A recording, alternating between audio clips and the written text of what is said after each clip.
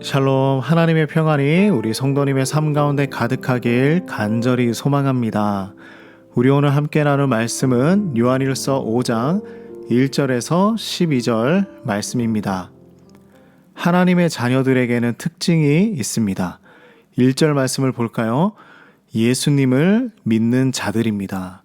예수님을 믿는 자는 하나님께로부터 난 자라 말씀합니다. 하나님의 자녀라는 것이죠. 이것은 참 중요합니다.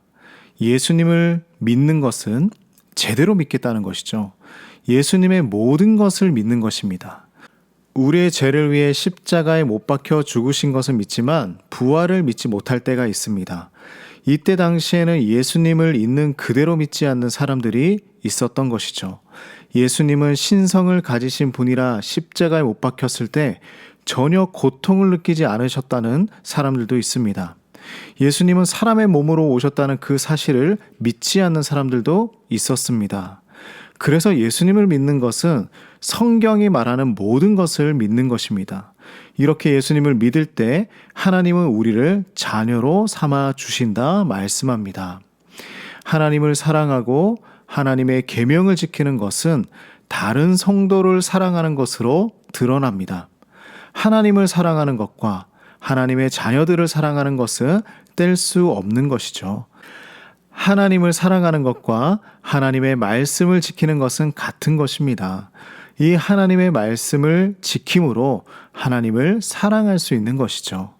그래서 사랑은 단순히 감정적인 것에 멈추지 않고 실천적인 삶을 요구하는 것입니다.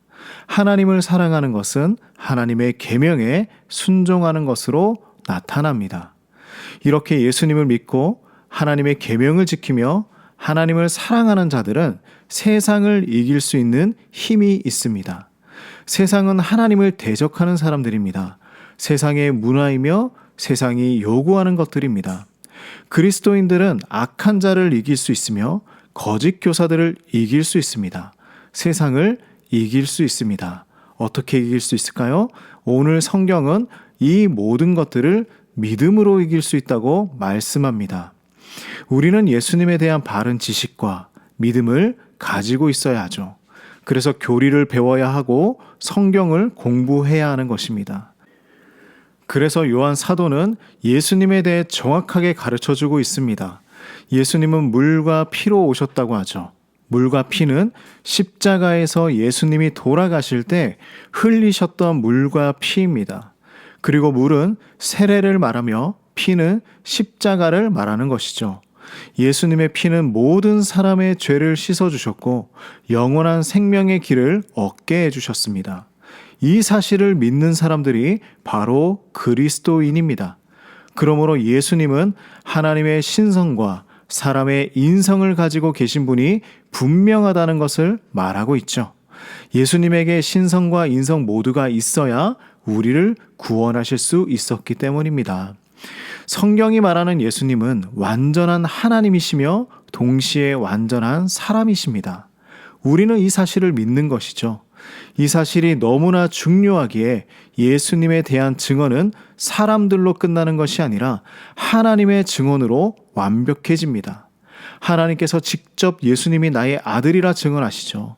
하나님께서 직접 하시는 말씀을 믿지 않는다면 우리는 무엇을 믿을 수 있겠습니까? 그러므로 우리가 믿음을 가진다는 것은 엄청난 일입니다.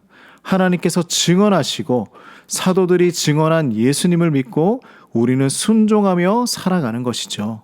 그 어떤 것도 의심할 여지가 없습니다. 완전하고 완전하신 예수님께서 우리의 구주가 되어주신 이 사실이 감사할 뿐입니다. 우리 살아가는 성도님들 모두 예수님을 믿는 바른 마음으로 세상의 진리에 굴복하지 않는 믿음의 승리가 있기를 간절히 소망합니다. 하나님 아버지, 흔들리지 않는 믿음의 자녀로 살기 소망합니다. 예수님에 대한 모든 사실을 의심하지 않게 하시고 참된 믿음으로 종교 생활이 아닌 신앙 생활을 하며 살아갈 수 있도록 인도하여 주시옵소서. 예수님의 이름으로 간절히 기도드립니다. 아멘.